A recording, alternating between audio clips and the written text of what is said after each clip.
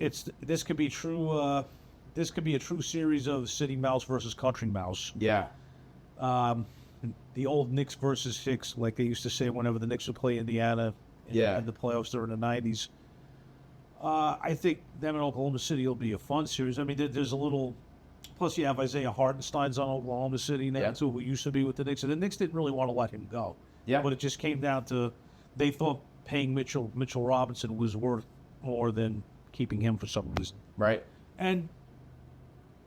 I mean, you could go either way on that too, but Mitchell Robinson's defensive and offensive rebounding presence and can't be denied. And Hartenstein's a bull. Hartenstein's a bull inside with a little more of a polished offensive game than Mitchell Robinson has, but he's a little more physical because he's not as long and gangly as Mitchell Robinson is. Right. Let me see who else is on the team. Alex Caruso. Is he hurt though now? Because I think last night he caught injury. I'm pretty sure he played last night. Came back. He played last night. Lou Dort's on there. Yeah, Lou Dort. Hey, he's the reason that Wemby hasn't been able to get to the paint. Yeah. Also, in your opinion, like, are you seeing the reffing mistakes that are going on with OKC right now? Because I think some of it's egregious, the way that they're making these calls. Well, I think when Netflix came out with the flagrant foul, that actually broke my heart when that all turned out to be true. All that shit with Tim Donaghy, with the corrupt ref. Yeah. Because then I had to go up to every low life in my old neighborhood who would tell me, "See, I told you they were fixed. I told you it was fixed." I'm like, man, bleep you. There you go. I feel like that same thing's about to come out about Shea. I mean, he is the biggest foul merchant in the world. Yeah, I mean, but superstars have always got.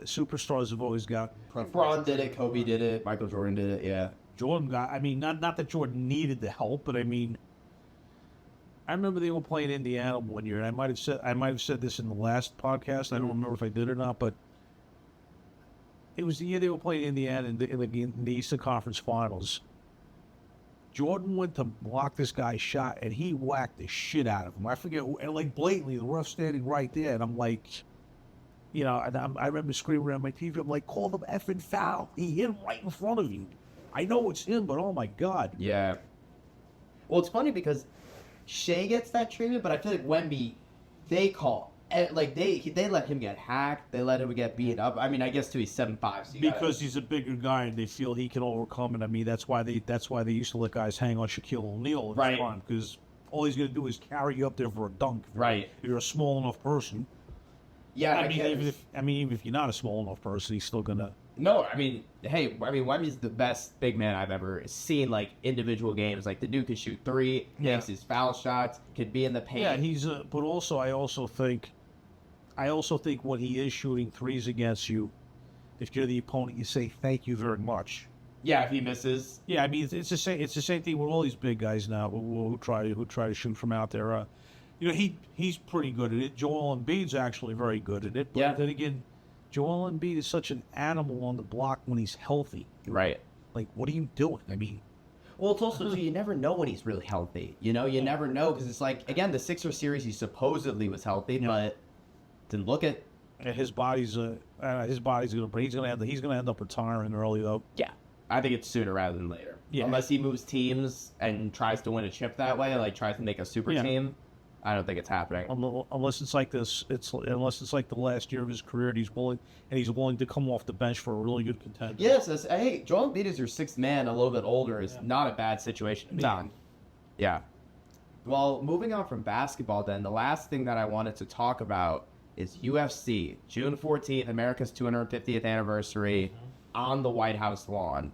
This is probably the biggest UFC event ever, probably one of the bigger combat sports event ever, especially in the last, 20 years. I can't really name another event that was on this magnitude of, publicity and stuff. So what do you think? I think there will be a lot of eyes on the event. Yep. I think anytime we have Dana White, Donald Trump, and who was the other person? It's Ari Emanuel, TKO. Yeah, Ari Emanuel, TKO, yeah. Who we? Right? Give Trump more of a stage. It's great. I mean, not that UFC doesn't have exposure already, but of course, yeah. But this is going to be I think it's going to transcend anything they've ever done before. Agree. Hey, listen. Yeah. I didn't think that they were going to be able to do the dome. I didn't think that the dome was going to work, and it did. I mean, this is obviously a bigger logistical nightmare. I mean, they're having the guys walk out through the Oval Office. Yeah, they'll have Secret Service and all sorts of security. They're not gonna. I mean, you're not gonna be able to go to the bathroom in that place without anybody knowing. Right. And you probably even need clearance for that too. so I advise you guys don't do a lot of drinking before you get there. I don't even know if they will allow drinking there too. I mean, if somebody got belligerent in that space, I mean, they're gonna get tackled. Yep, and it will be interesting. Well, if they really want to turn people off, just add ICE agents as special security. Yeah, well, I mean, it's funny too because I feel like a lot of the guys on the event are immigrants. Yeah. Like they are, like Diego Lopez is on the card, Taporia, all those guys. Yeah. Well, I guess too, like, what's your opinion on the fact that Conor isn't on this card, but he is going to be on one in July? Oh, I mean, you would have loved to see him, right? I mean, because he's a spectacle. He's actually great at what he does. He's the biggest star they have. I mean, people have their opinions of him one way or the other. Yeah. But you can't deny what he brings to the arena. Yeah. As far as the energy, the name recognition, talent. Yeah. Skill. All those things. Yeah. No, I agree with you. It'll definitely be interesting to see how this event goes logistically. And not to make this too political, because I don't like touching politics with a 10-foot pole. I think people just need to leave Jackson Dart alone.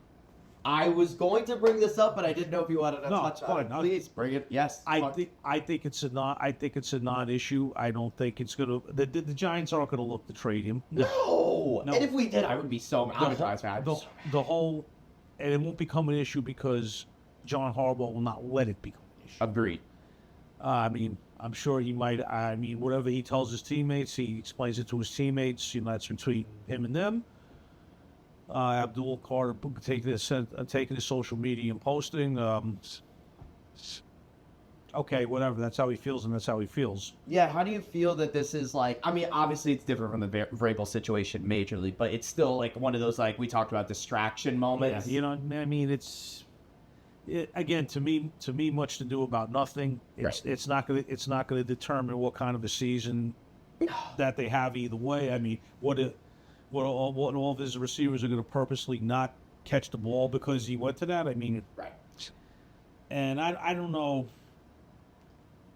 I don't know what his political leanings are. I mean, I guess he's a Republican. I don't know. Right. But that's the thing. We don't even know. I don't know how much. I don't know how much money. If he was given money at all for this. Right. I don't know. I mean, hey.